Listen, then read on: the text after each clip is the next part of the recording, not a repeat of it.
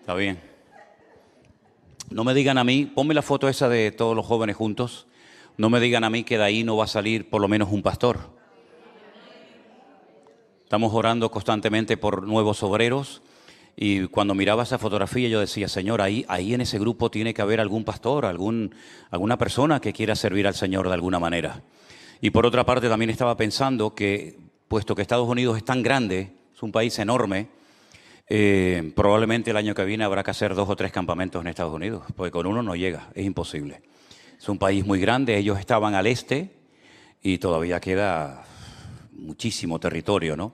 Así es que bueno, damos gracias al Señor por esta oportunidad que tuvisteis de poder visitar ese país y también pensar en otras naciones como por ejemplo Colombia, donde hay tantos miles de jóvenes.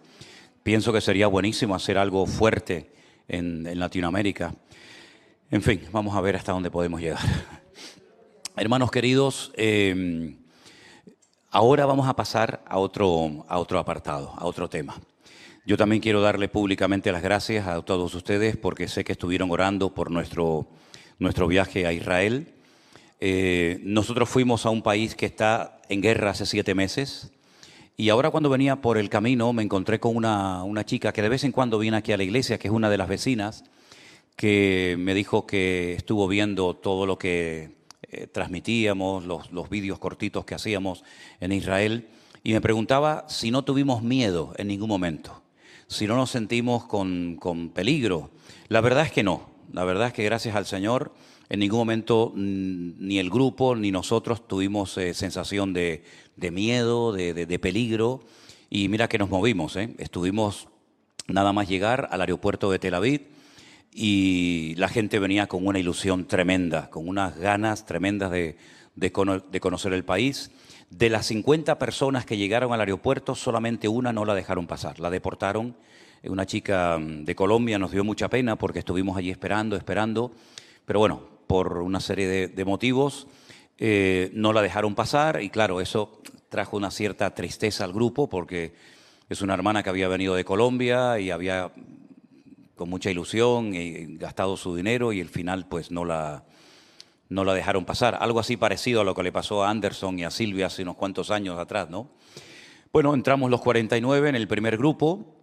De ahí, pues, nos fuimos por toda la carretera de la costa, que es la que más seguridad nos ofrece. Llegamos a la ciudad de Tiberias. La ciudad de Tiberias es la capital de Galilea y allí estuvimos hospedados en un hotel 2 días, ¿vale? Visitamos, como siempre, en la zona de Tiberias, el mismo lago, navegamos por el mar de Galilea, estuvimos en la ciudad de Capernaum, que era la ciudad donde Jesús fue después de que fuera echado. Recuerden que él nació en Belén de Judea, se crió en Nazaret, pero un día lo querían despeñar, lo querían matar en Nazaret y entonces él decide irse a Galilea y convierte la ciudad de Capernaum, un pequeño poblado de pescadores, en su cuartel general. Estuvimos allí con los hermanos, les explicamos todo lo que se ve allí, les enseñé la casa de la suegra, la casa de la suegra de Pedro, por donde fue descolgado aquel paralítico, ¿se acuerdan? Que dice que no cabían en la casa, todavía todo eso se puede ver. Vieron el molino comunitario, el famoso molino que dice el Señor, 2 mujeres estarán moliendo en un molino, la una será tomada, la otra será dejada. Les enseñé cómo es ese molino. Bueno, estuvimos también en un lugar llamado Tajma, que es donde el Señor hizo la pesca milagrosa, una de las pescas milagrosas, y donde restauró a Pedro. ¿Se acuerdan que días atrás Pedro había negado al Señor y el Señor va a Galilea y allí les hace la famosa pregunta a los discípulos, ¿habéis pescado algo?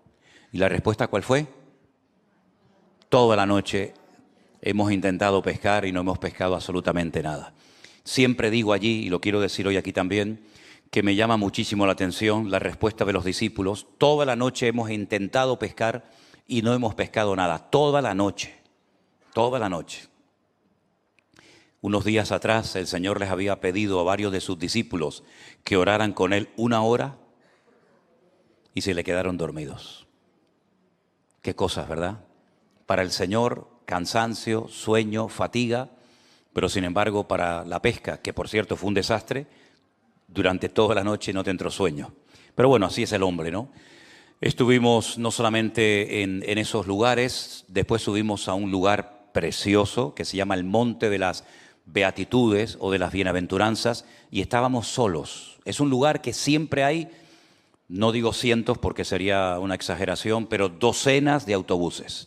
Vienen cristianos de todas partes del mundo al lugar donde el Señor Jesucristo dio el famoso Sermón del Monte, que se encuentra en Mateo 5, 6 y 7, y estábamos solos, no había nadie. Por una parte, está bien ir a un sitio que no haya tanto turismo, te puedes mover con facilidad, pero por otra parte una tristeza muy grande, ¿no?, de ver al país prácticamente vacío. Cuando este grupo se fue, después de una semana, nos quedamos Elena y yo. Bueno, en ese primer viaje nos acompañó Armando, que por cierto ahora mismo está en la península, está en Alicante, ahora hablaremos un poquito de eso también. Y también vino Miriam, pero ellas se volvieron en el primer viaje, en el primer grupo, y nos quedamos allí. Y una noche bajé al restaurante del hotel y cené yo solo. No había nadie en el hotel. Cené yo solo en el hotel y esperábamos al segundo grupo. Hicimos prácticamente el mismo recorrido, aunque fue más amplio. Visitamos también otros lugares muy bonitos, muy interesantes. Y la verdad es que fue un tiempo extraordinario. Yo también quería ponerles algunas fotografías para que ustedes las vieran. Fotografías que íbamos sacando durante el camino, ¿no?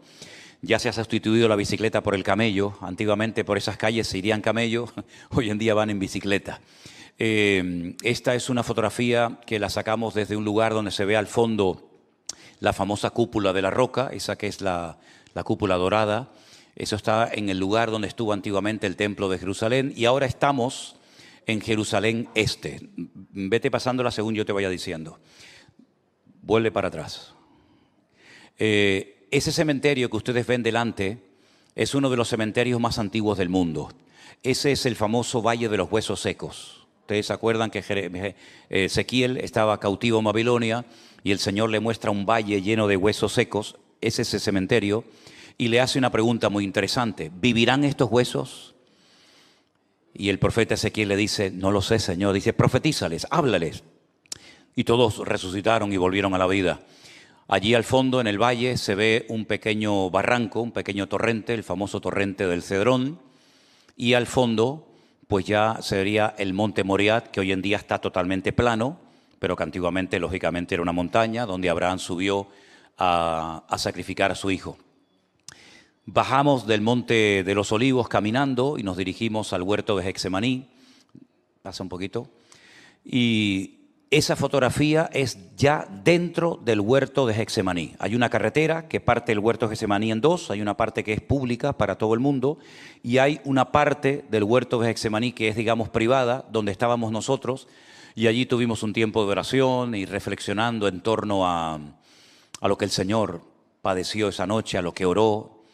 Y bueno, creo que es un lugar también muy, muy interesante. Es un lugar que no sé por qué cuando vamos con los grupos hay gente que se quebranta, hay gente que empieza a llorar, ¿no?, pensando en todo lo que el Señor padeció esa noche. Fue en ese huerto donde dice la Biblia que vinieron a prender al maestro, donde Pedro se sacó la espada, ¿se acuerdan?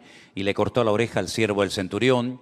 Fue en ese lugar donde dijo, Padre, pasa de mí esta copa, mas no se haga mi voluntad, sino la tuya. Es un lugar realmente muy bonito, muy tranquilo, donde estuvimos también con los dos grupos, tanto el primero como el segundo. Ahí estamos bajo tierra, ahí estamos unos 20 metros aproximadamente bajo tierra. Ese es el lugar donde esa noche los romanos decidieron soltar a Barrabás en vez de al Señor Jesús. Y esas piedras que ven son piedras de la época de Jesús. Seguramente el Señor pisó esas piedras. Y ahí estuvimos también con los hermanos. Estábamos solos. Ese lugar también está siempre lleno de gente, pero ahí, pues, en fin, fue donde el Señor Jesucristo ya se decidió que fuera la cruz, donde hacían juegos con los que estaban presos. En fin, una historia tremenda, ¿no? Seguimos viendo más imágenes. Estamos ya en el Jardín de la Tumba. El Jardín de la Tumba es la última visita que hacemos y ahí nos dejaron ese salón. Hay muchos salones, pero nos dejaron ese que es muy bonito y allí pues recordamos la muerte, la resurrección del Señor Jesús. Participamos siempre de la Santa Cena y no sé si era este el primer o el segundo grupo, pero bueno, estuvimos en el mismo salón, tanto con el primero como con el segundo grupo, ¿no? Adelante. Ahí tienen una imagen de las calles de Jerusalén. Los que han estado en la ciudad de Toledo se van a dar cuenta de que hay muchas calles, muchas callejuelas que se parecen mucho, ¿no? Y esa es una de las calles típicas de la ciudad de Jerusalén, de la antigua, la que está dentro de las murallas. Ahí tienen la cúpula de la roca. Debajo de esa cúpula, que hoy en día no se puede entrar, antiguamente sí te dejaban entrar, hoy en día no, está una roca inmensa que fue el altar donde Abraham subió a sacrificar a su hijo. Hoy en día eso, digamos que está bajo la protección de Jordania, como uno de los 3 lugares más sagrados del Islam, y esa cúpula, si se preguntan, efectivamente es de oro, ¿ve? Esa cúpula lleva siglos en ese lugar, y está encima del monte Moriah, y abajo, en la parte de abajo, estaría lo que se llama el muro de los lamentos, donde los judíos oran. Seguimos. Tenemos una imagen de la iglesia de las naciones que se encuentra en el huerto del Getsemaní, y enfrente, ustedes pueden ver a lo lejos las murallas de Jerusalén, murallas que no tienen nada que ver con la época de Jesús. La ciudad de Jerusalén de la época de Jesús quedó totalmente destruida. Esas son murallas que mandó a construir Sulimán el Magnífico, y se construyeron en 1535 y 1538, en el siglo XVI, y son las que actualmente rodean el perímetro de la ciudad vieja de Jerusalén. Seguimos. Esos son 2 señores, una pareja que estaba por allí dando vueltas. Nos dejaron unos aparatitos para poder comunicarnos con el grupo. Esa fotografía no la quites. Esa fotografía la saqué porque cada vez hay más de estas mujeres. Son judías la mayoría de ellas. Van con un burka. Es raro que se le vean las manos porque también llevan unos guantes. Y son mujeres que me da una pena tremenda, tremenda, porque van totalmente cubiertas de día, de noche. Forman parte de una secta judía que es muy, muy conservadora. También hay algunas musulmanas que se visten así, pero hay un barrio que se llama el barrio de Mea Sharim, que significa el barrio de las 100 puertas, y es donde está esta secta judía que viven en la más extrema pobreza, se dedican a pedir por las calles, y es una lástima ver a esas mujeres, ¿no? Que no se les ve prácticamente nada. Es raro, ya digo, que se le vean las manos porque generalmente también las llevan tapadas. Esta fotografía es muy interesante.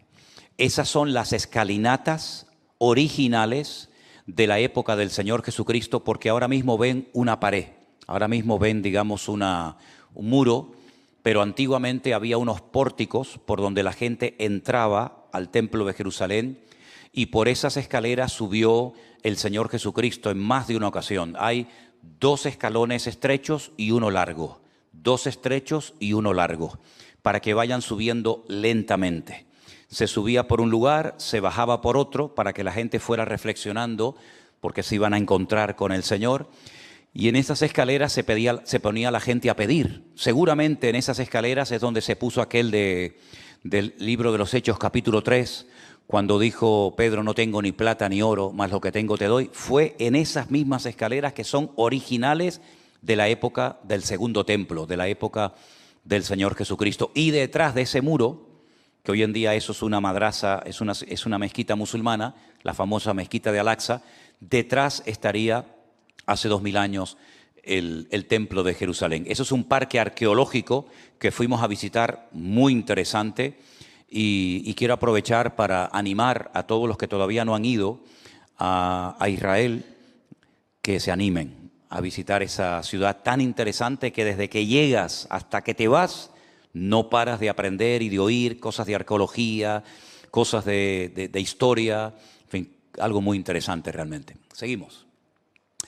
Bueno, ahí estamos navegando en el mar de Galilea, ¿sí?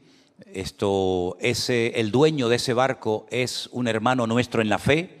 En este caso creo que era, si no me equivoco, Daniel. Tanto el primer barco como el segundo que cogimos, los 2 capitanes son creyentes y utilizan ese barco para llevar a dar un paseo a los hermanos, a la gente que quiera viajar. y hay uno de ellos que es cantante, ¿no? Y también canta alabanzas, se invita a todos los que van navegando a cantar, y hay momentos que paran el barco y entonces ahí das pues las explicaciones, las muchas explicaciones que se tienen que dar en ese lago.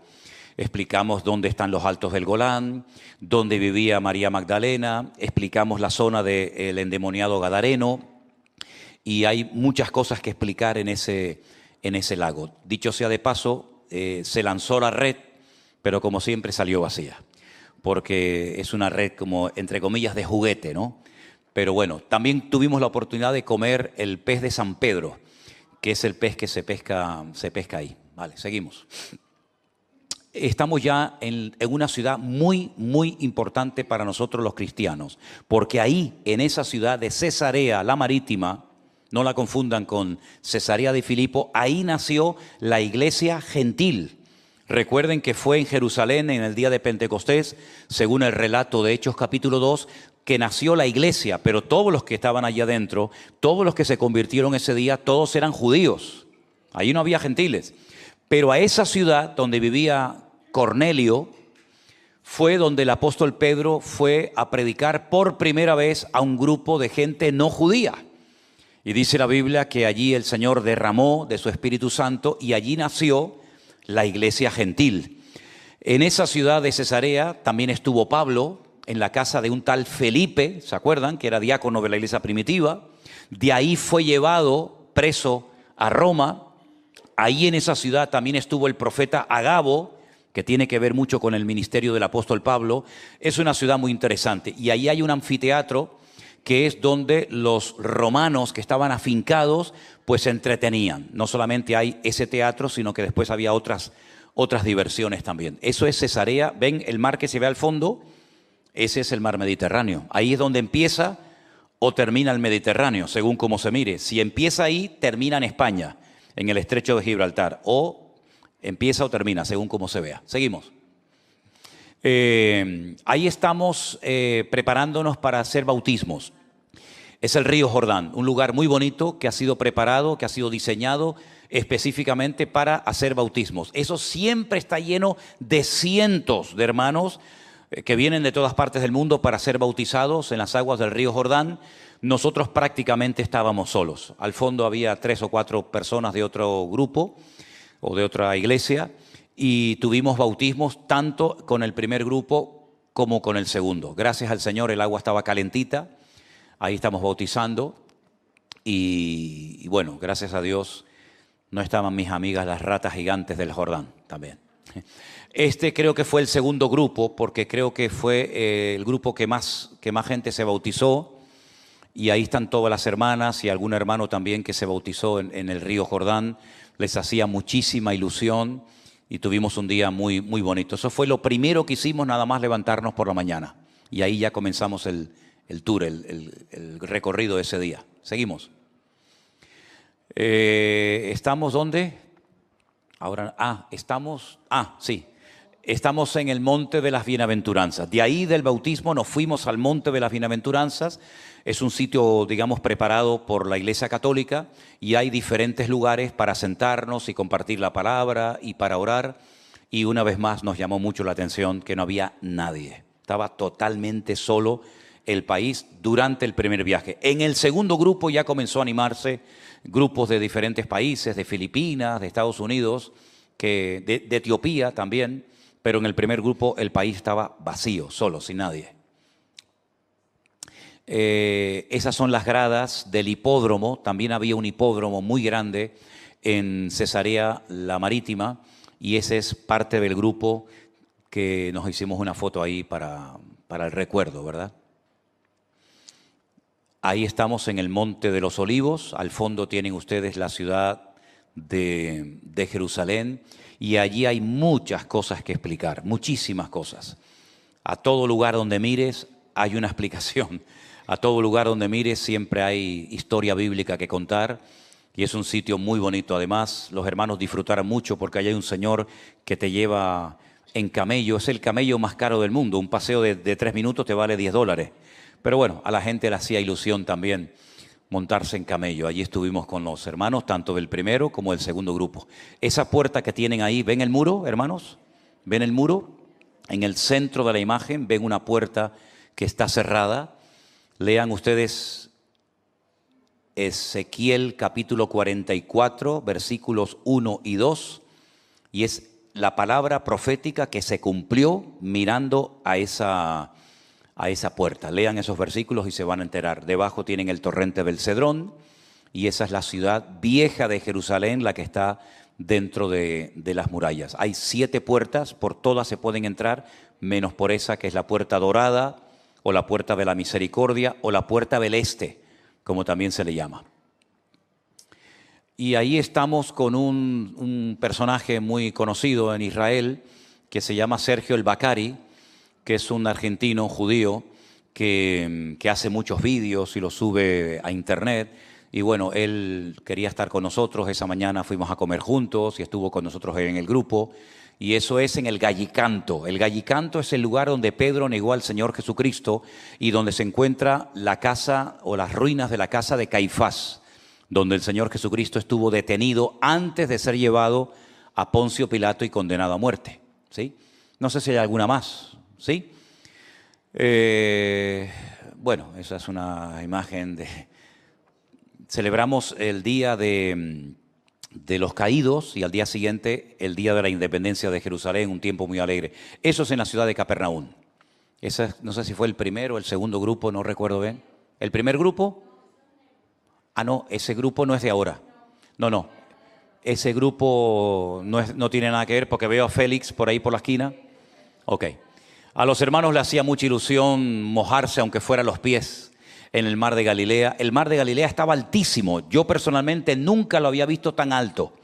Recuerdo que Anderson cuando fue hizo un vídeo corriendo por la playa, lo grabasteis en cámara lenta, dabais así un salto en el aire, por ahí no se puede caminar. Estaba de agua prácticamente hasta arriba y es que había llovido muchísimo. Y como ya no hace falta sacar tanta agua del mar de Galilea para el consumo, porque ya hay otros sistemas, estaba muy alta el mar. Ahí estamos a punto de bajar bajo tierra más de 20 metros al lugar donde Jesús fue sentenciado a muerte, muy cerca de la fortaleza de la Antonia.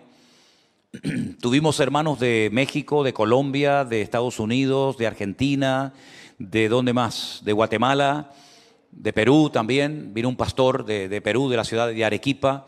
Es una maravilla el ambiente que se crea, que se forma, hermanos que no se han visto en la vida, hermanos que no se conocían y durante esa semana hay un amor y de verdad que fue un tiempo muy hermoso, un tiempo muy bonito entre todos los hermanos. Se fueron todos muy contentos, se fueron todos muy bendecidos. Y ya no hay más, me pone aquí un cartel que dice que ya no hay más. Bueno, gloria a Dios, damos gracias al Señor. Amén, hermanos, fuertes aplausos a Él. Amén, amén. Quiero llevarles al Salmo 83, porque la situación que está viviendo Israel en este momento es una situación única. Nunca en los 76 años de historia del Estado moderno de Israel, nunca se había presentado una situación como la que está viviendo el país en este momento. Recuerden que desde el día 7 de octubre del año pasado han ocurrido y siguen ocurriendo cosas tremendas, y todo esto está escrito en la palabra de Dios. Dice la Biblia que cuando venga el fuego de prueba no nos tiene que sorprender nada en absoluto, porque todo está escrito, todo está estipulado por el Señor en su palabra. Lo único que tenemos que hacer es leer la Biblia, escudriñar las Escrituras, porque en ellas vamos a encontrar las respuestas a muchas de las cosas que están ocurriendo. Este salmo que vamos a leer en esta noche, el 83, lo escribió un tal Asaf. No es un salmo de David, es un salmo de Asaf, un músico, una persona que componía canciones. De hecho, encima del capítulo 83 pone cántico, salmo de Asaf. Luego, lo que se hacía y lo que se hace es cantar más que leer este salmo. Nosotros no lo vamos a cantar, nosotros lo vamos a leer. Pero parece que está describiendo la situación actual de Israel. Y es un salmo que tiene miles de años de antigüedad. Sin embargo, van a encontrar cosas muy parecidas a la que le está pasando a Israel en este momento. Empiezo leyendo por el versículo 1 y dice así la palabra del Señor. Lo podemos poner en la pantalla, ahí lo tenemos. Oh Dios, no guardes silencio. No calles, oh Dios, ni estés quieto. Porque aquí rugen tus enemigos, y los que te aborrecen alzan cabeza.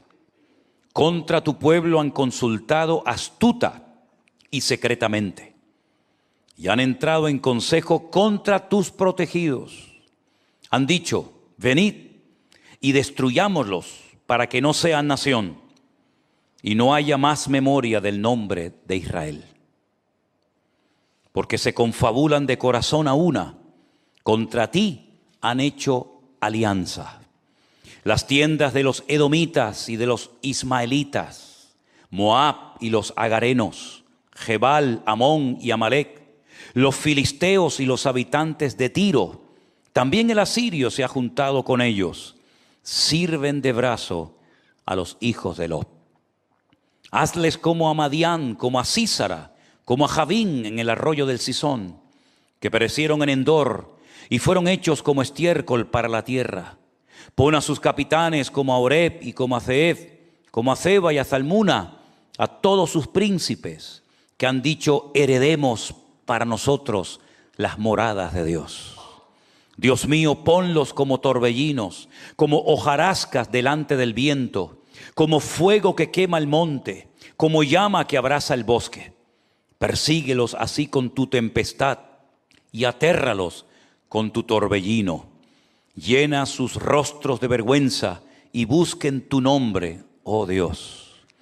Sean afrentados y turbados para siempre, sean deshonrados y perezcan, y conozcan que tu nombre es Jehová, y tú solo Altísimo sobre toda la tierra. ¿Cuántos dicen amén? Desde siempre, siempre el hombre intentó destruir al pueblo de Israel, al pueblo de Dios.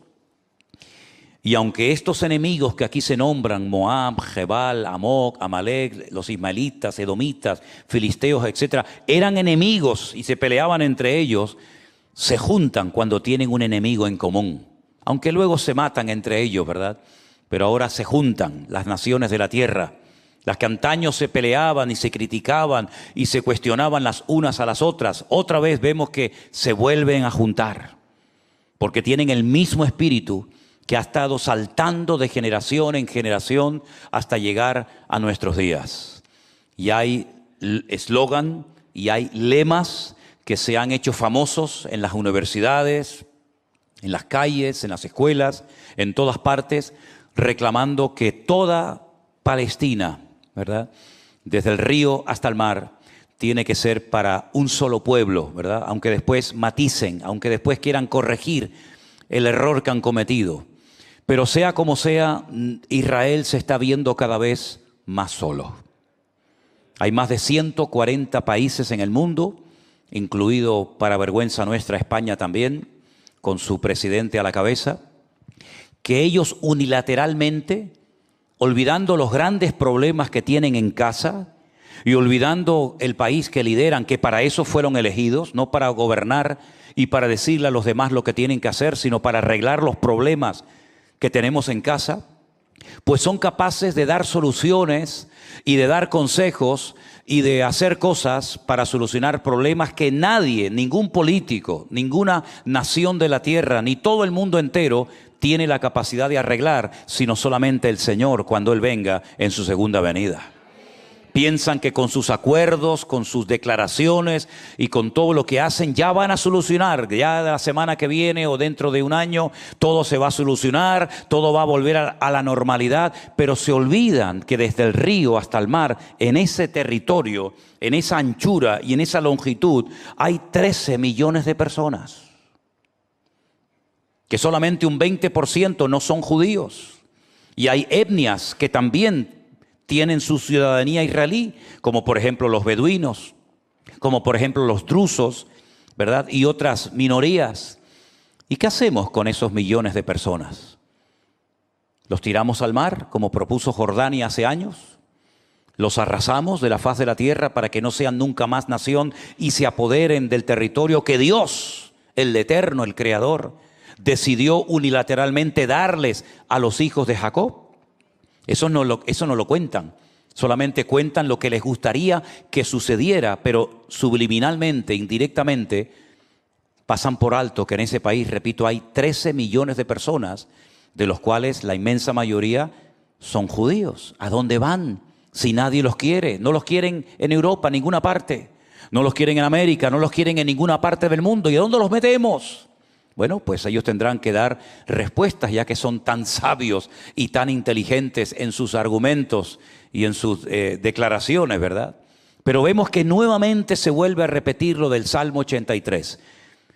Y estamos en el 2024, estamos en pleno siglo XXI y todavía se sigue hablando de ese pequeño pueblo. El único país, el único estado del mundo que pertenece a Israel.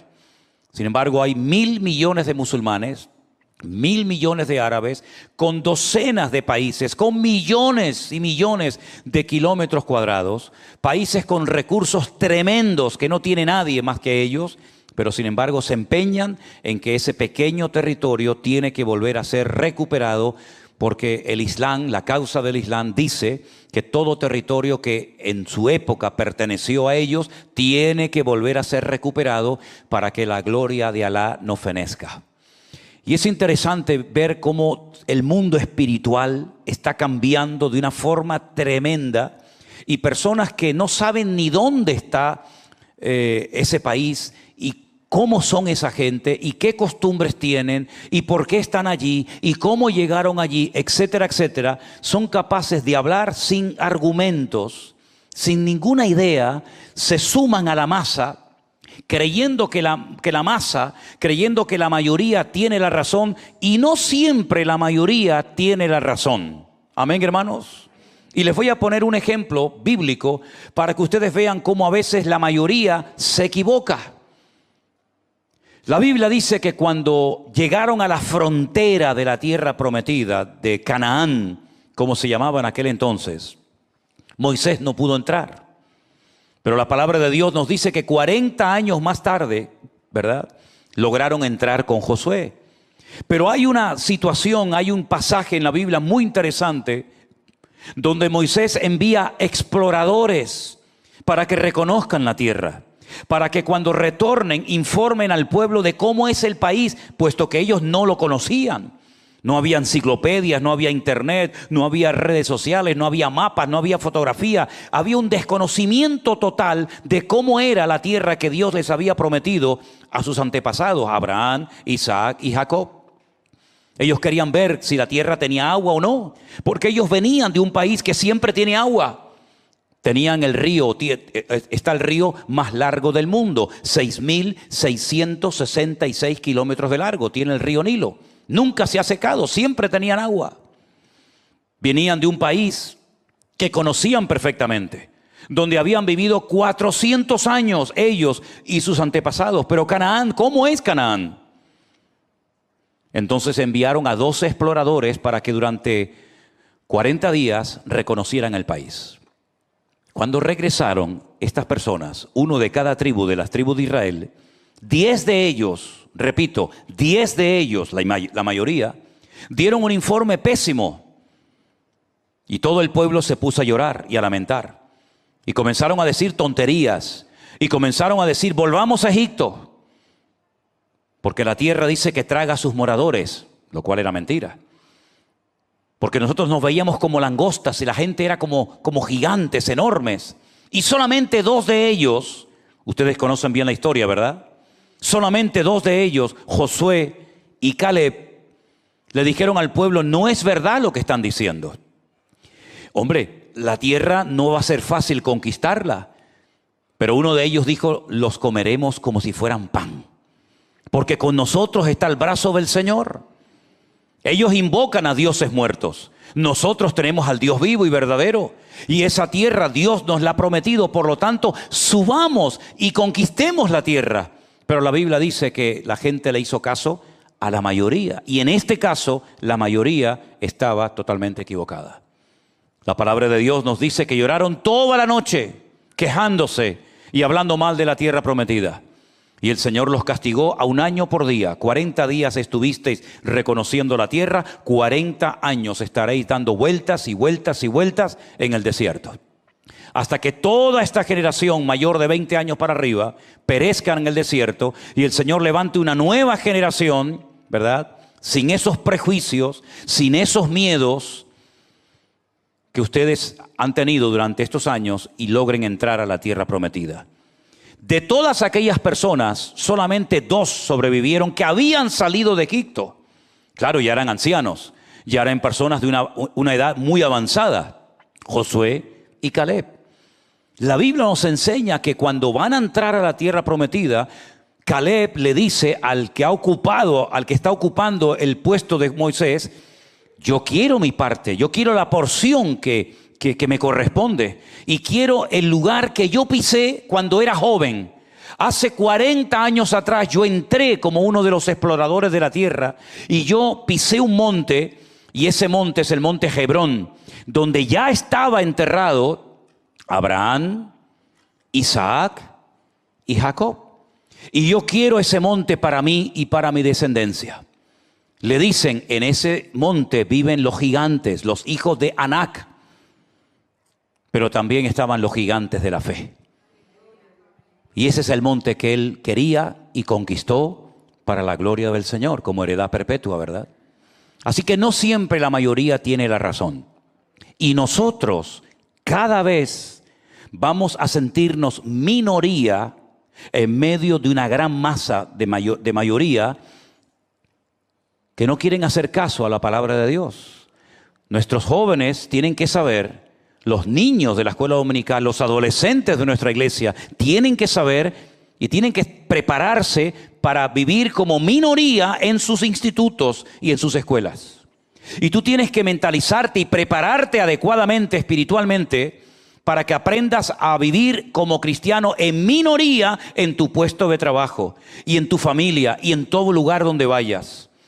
Pero hoy se dijo desde este mismo púlpito, y Anderson lo mencionaba, que hubo un profeta que en medio de esa gran masa de idólatras, de incrédulos y de gente que no terminaba de decidirse, se sintió mal, se sintió incómodo, incluso le llegó a pedir al Señor que le quitara la vida. Y es cuando el Señor le dijo: hay 7,000 personas que no han doblado su rodilla ante las estatuas de Baal. Él no los conocía, seguramente nunca los conoció, pero el Señor tenía un remanente fiel que en medio de la idolatría, en medio del pecado del pueblo, se habían mantenido fieles al Señor. ¿Y saben qué? Nosotros formamos parte de ese remanente del Señor.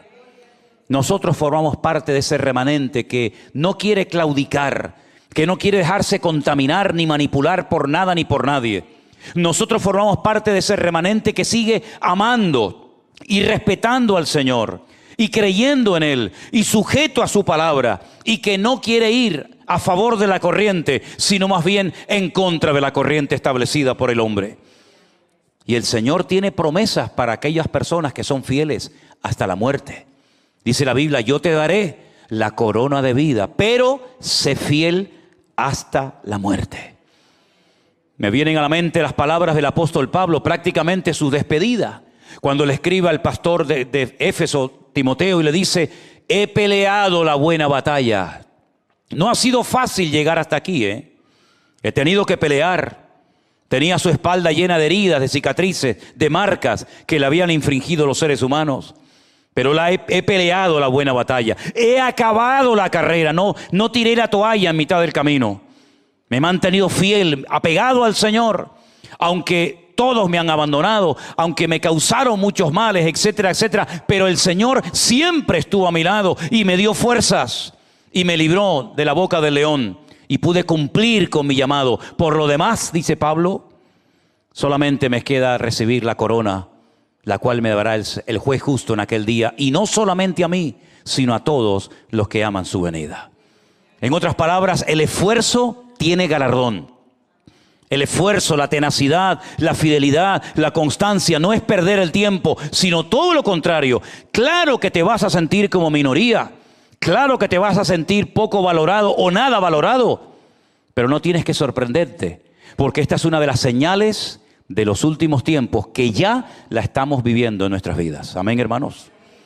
Vete a cualquier cafetería, habla con cualquier persona, Vete al lugar que tú quieras y siempre te vas a dar cuenta de que hay algo en la atmósfera que ha cambiado de un tiempo a esta parte. Yo me atrevería a decir que desde el 2020 el mundo espiritual ha cambiado.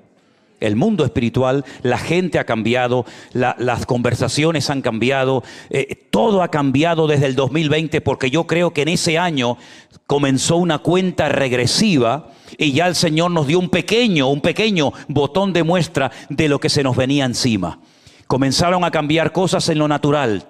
La gente no podía salir a las calles, los aviones no volaban, los barcos no atracaban en los muelles correspondientes. Todo el mundo encerrado, las iglesias, los colegios, los hoteles, todo cambió en lo natural. Pero ¿cuántas veces me habéis oído decir que lo natural es simplemente un reflejo de lo espiritual? Se cerraron muchas cosas, pero también en lo espiritual se cerraron muchas cosas. Y vemos, por ejemplo, que los medios de comunicación están en manos del diablo. Y utiliza personas con estudios, con carrera, con influencia, políticos, abogados, periodistas, deportistas, cantantes, etcétera, para pelear por causas que ni siquiera saben dónde nacieron y cuál es el fin de todas y de cada una de ellas. Y estamos viendo cómo el ambiente espiritual sigue y sigue y sigue cambiando. Y estamos viendo cómo proliferan otras religiones, ¿verdad? Y estamos viendo cómo cada vez quieren presionar y apagar la luz del evangelio y a los cristianos, pero mantente fiel hasta la muerte y el Señor te dará la corona de la vida. Pero tienes que acostumbrarte a trabajar, a lidiar con una cruda realidad. Somos minoría en medio de una gran masa que ha decidido seguir por otro derrotero, por otro camino. Pero la palabra del Señor nos enseña que los que se sientan débiles tienen que decir: fuerte soy en el Señor. Porque nada ni nadie nos podrá separar del Señor salvo tú mismo.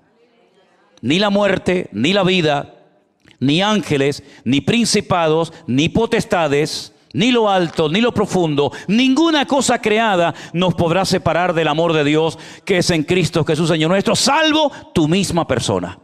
Tú puedes desconectarte, tú puedes soltar la mano del Señor y volverte uno más de la mayoría para que no te critiquen, para que no te persigan, para que no se burlen de ti, para que no te hagan bullying en las escuelas. Por eso, insisto una vez más, ya lo dije el domingo, en las escuelas dominicales de nuestras congregaciones hay que enseñarle a nuestros chicos a tener respuestas por si les preguntan algo, pero sobre todo que se acostumbren a vivir en minoría en medio de sus colegios, universidades, escuelas o donde quiera que vivan o donde quiera que se muevan. Porque es la tónica, es la característica principal de esta generación de creyentes hoy en día. Siempre la iglesia ha sido perseguida, no es nada nuevo. Pero en los últimos tiempos, y estamos en los últimos tiempos, vamos a ver cómo por un lado Dios bendiciendo, por un lado Dios prosperando, por un lado Dios abriendo puertas, pero por otro lado al mismo tiempo el enemigo tratando de impedir, de obstaculizar, de frenar, de debilitar, de enfermar, etcétera, etcétera, aquellos que hemos decidido en serio ir con el Señor. Y habrá momentos en los que van a cuestionarte. Incluso llegará el momento en el que te digan: con esa religión no te voy a contratar en este puesto de trabajo. ¿Qué te parece? Y habrá momentos, y si no, al tiempo, en los que, como a Elena le pasó en su época, le dijeron: ay, no, lo sentimos mucho, evangélicos no queremos en este puesto de trabajo. Buscamos otro perfil de persona. Ya ha pasado en España, no es nada nuevo. Y probablemente habrá momentos, como por ejemplo está pasando en grandes universidades de lujo, donde estudian gente de un nivel económico tremendo, que les están diciendo: ustedes no pueden entrar a estudiar a estas universidades a partir de ahora. Y uno dice: ¿cómo es posible que esas cosas vuelvan a ocurrir en el siglo XXI? Porque antes era uno contra todos, ¿se acuerdan? Hace muchos años, ¿verdad? Uno contra todos. Ahora se ha dado la vuelta a la tortilla y ahora son todos contra uno. Pero ahí vamos a ver la gloria del Señor. Porque nunca he visto a Israel tan sacudido en estos más de 20 años que llevo viajando y conocemos a muchos hermanos. Nunca he visto a la gente tan sacudida, des en cuenta de que muchos han perdido amigos, abuelos, primos, sobrinos, nietos, hijos, con todo este conflicto, no solamente lo que pasó el día 7 de octubre, sino después. Una de las cosas que me gusta hacer, y lo hemos hecho con el primer grupo y con el segundo, es invitar a hermanos de Israel, sobre todo de Jerusalén, que vengan al hotel y en un salón que nos prestan, que den testimonio, que saluden a los hermanos, que cuenten cómo está la situación de la obra. Y esto es muy bonito para los que están en el grupo, conocer a hermanos de allí, oír sus testimonios, oír cómo hay hermanas que tienen a uno y a dos y a todos sus hijos en el ejército, orando todos los días por ellos, porque en cualquier momento, Dios no lo permita, les puede llegar la noticia de que su hijo o su hija ha fallecido, ¿verdad? Y después hay un momento de donde se abrazan y se saludan los hermanos. Y es maravilloso ver a los hermanos que viajan, cómo saludan a los hermanos de allí, y los hermanos de allí agradecen, ¿verdad?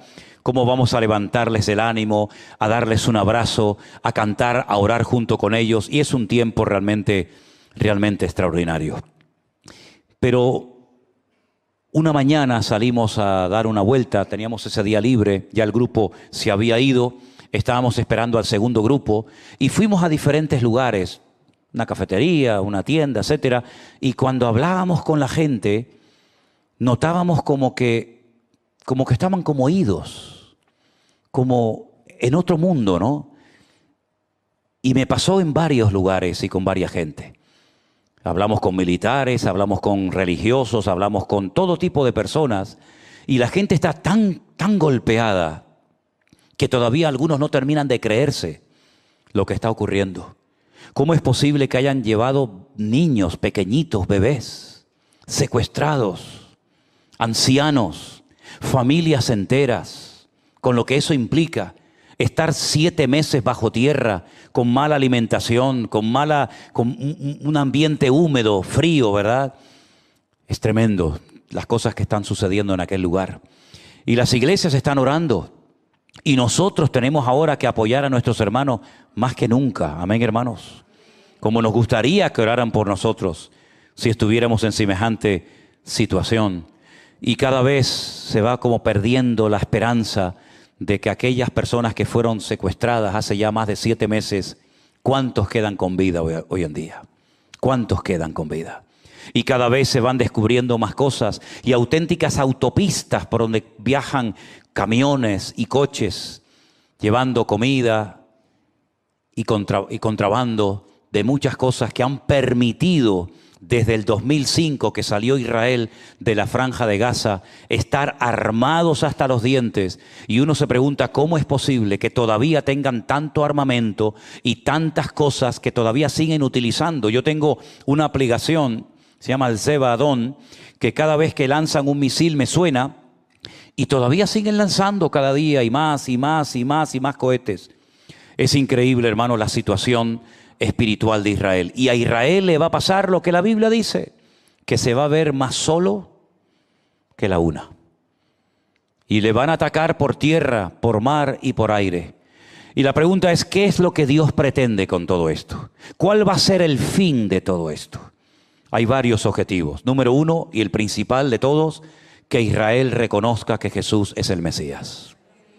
Si ahora mismo todo Israel, desde el presidente, y estuvimos a punto, porque tenemos una hermana en la fe que su marido trabaja en la casa del presidente, no del primer ministro, del presidente de Israel, y estuvimos a punto, no nos dio tiempo de ir a visitar al presidente de Israel, probablemente lo haremos en la próxima ocasión.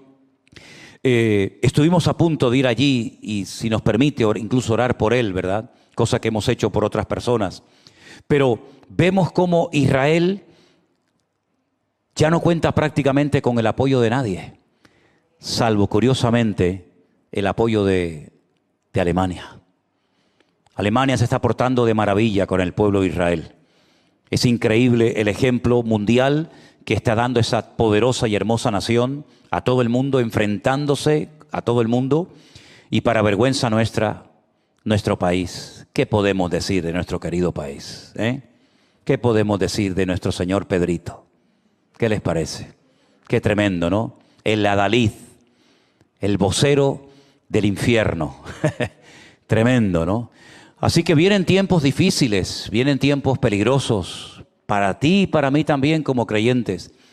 Pero ya estos años, estos estudios que hemos recibido, estas experiencias que hemos tenido, todo lo que hemos aprendido, creo que nos ha preparado para poder soportar la prueba que se avecina sobre todas las naciones de la tierra. Porque otro de los objetivos, que también el diablo tiene en su agenda, no solamente el Señor, también el diablo tiene en su agenda crear un caos mundial en todo, en la economía, en la familia, en los colegios, en las universidades, en la sociedad, para que al final se pueda presentar el que va a ser, desde el punto de vista de ellos, la respuesta a todos los males habidos y por haber. Aquel personaje siniestro que dice la Biblia que vendrá ofreciendo lo que el mundo no va a tener, ni paz ni seguridad. Y todos sabemos cómo va a empezar esto, y de dónde va a venir, y cuánto tiempo va a estar, y cómo va a ser guerra a todas las religiones del mundo, y cómo se va a reconstruir el tercer templo de Jerusalén. Es que tenemos tanta información que no hay excusa para no mantenernos firmes en este tiempo al Señor, hermanos. Porque tenemos más información de la que necesitaríamos para vivir en victoria. Y ese personaje está pronto a levantarse, no le quepa la menor duda, porque el mundo no aguanta más. Porque el mundo se ha puesto patas arriba, al revés, donde lo malo es bueno, lo bueno es malo, lo dulce es salado, lo salado es dulce, y vemos cómo ya el sentido común ha desaparecido, ya no hay principio, ya no hay moral, ya no hay nada. Y personas de la banderita de colores son capaces de defender a un grupo de personas que si pudieran acabarían con ellos en 5 minutos, porque lo dicen muy claramente. Así que mis hermanos queridos, vivimos en un mundo de confusión, en un mundo donde va a ser sacudido de una forma tremenda, pero donde vamos a ver cada día más y más la manifestación del poder de Dios. ¿Y en qué me baso? ¿En un sentimiento? ¿En una emoción? Yo no me muevo así. Yo me baso en la Escritura, en la palabra de Dios que dice que donde abunda el pecado, sobreabunda la gracia del Señor.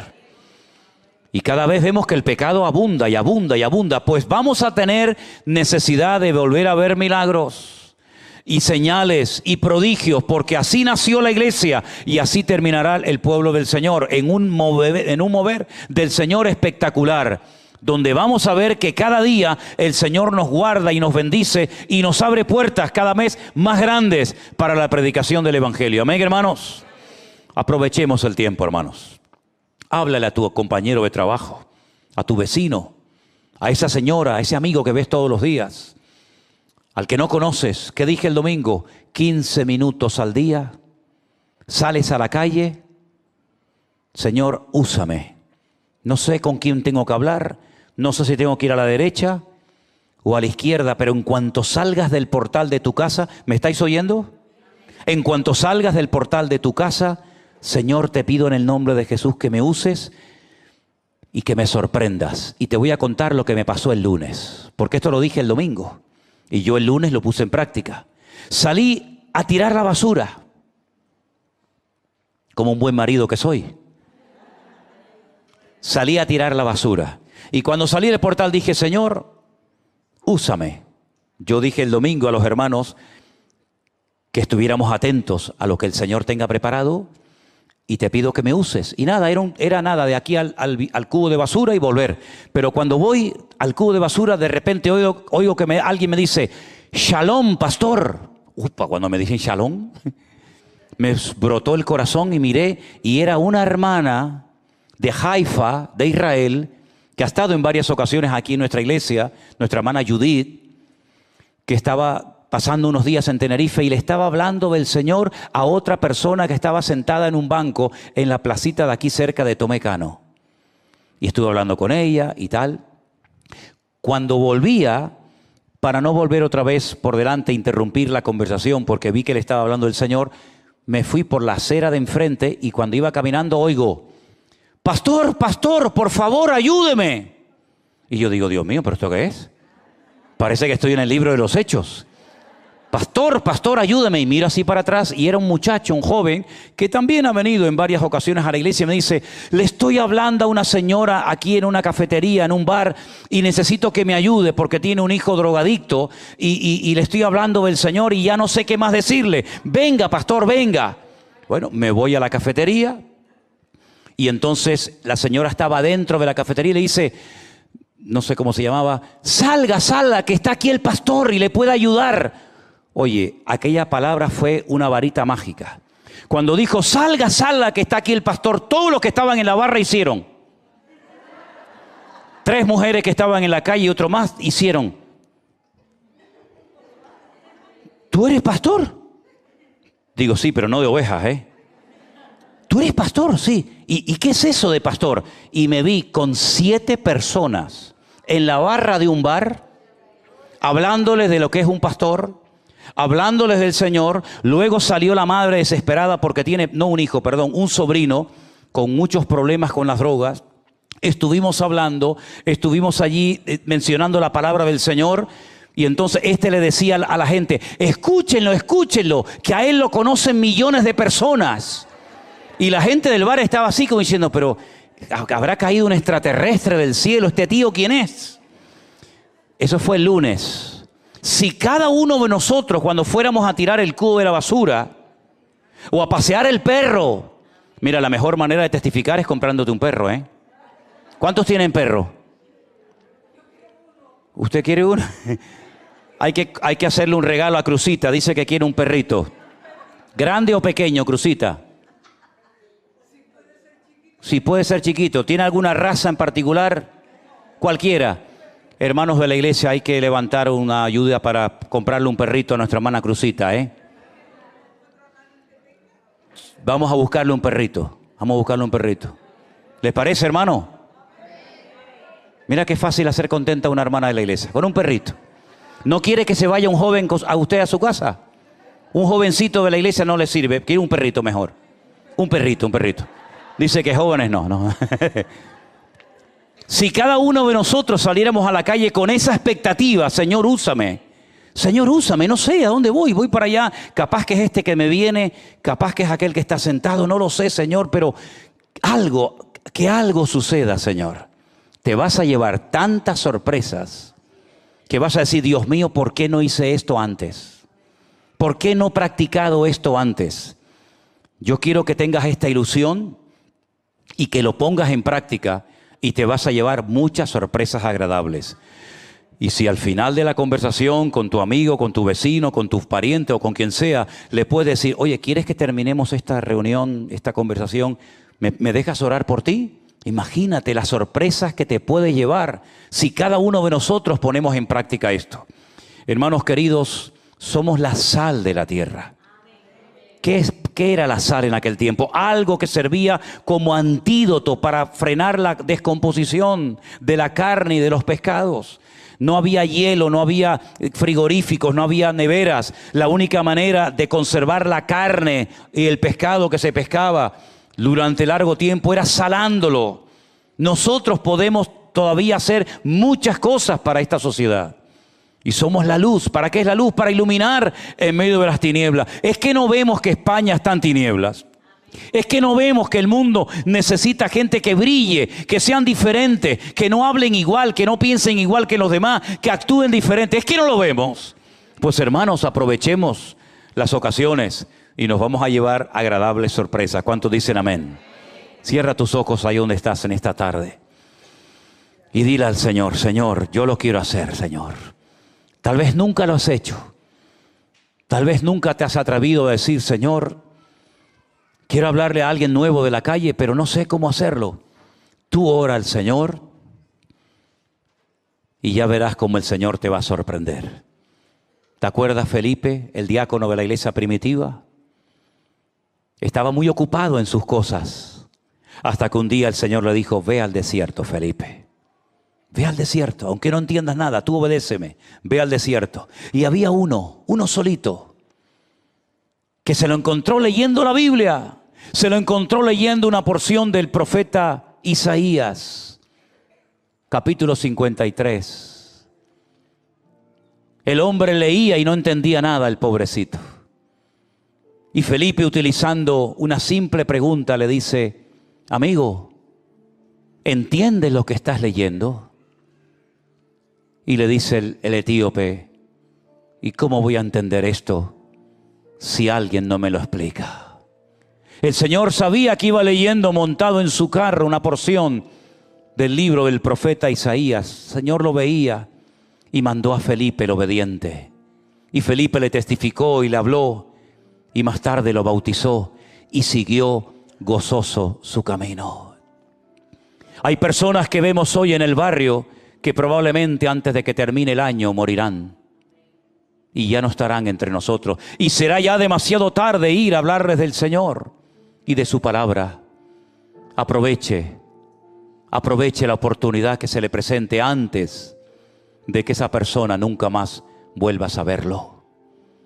Ese tío enfermo, esa abuela, ese sobrino, ese nieto, ese amigo, ese compañero de trabajo que seguramente está pasando una tragedia familiar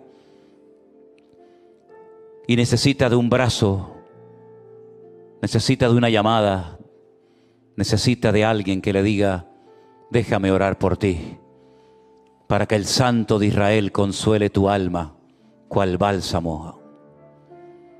Somos seres humanos frágiles y débiles, y todos necesitamos en un momento puntual una palabra de aliento, como aquel que dijo: Lázaro, sal fuera. O como aquel que dijo: levántate, toma tu lecho y anda. O como aquel que dijo: yo soy el pan de vida, el camino, la verdad y la vida. Y tantas cosas más, ¿verdad? Señor, abre nuestras bocas para que hablemos de ti, para que hablemos y no callemos en esta hora de la historia. Y oramos por la situación del pueblo de Israel, por nuestros hermanos, las iglesias, los pastores que conocemos, nuestros hermanos que están pasando momentos de presión tremendos. Oramos para que tú traigas consuelo a sus almas. Oramos, Señor, para que traigas paz a sus corazones y guardes a todos esos muchachos de iglesias, jóvenes, que están ahora mismo en el servicio militar, en el ejército. Actúa por amor a tu nombre y no calles, Señor. Actúa por amor a tu nombre, Señor, y no calles. Tú miras, Señor, las naciones, cómo se unen entre sí para ir en contra de tus escogidos. Pero yo te pido, Señor, que una vez más desbarates las maquinaciones del diablo. Permítenos ver tu gloria en medio de los tiempos, Señor. Que ese pueblo se humille y reconozca que tú eres el único que les puedes salvar la vida y abrir las puertas, Señor. Aleluya. Gracias por tu presencia, Señor. Te alabamos y te adoramos.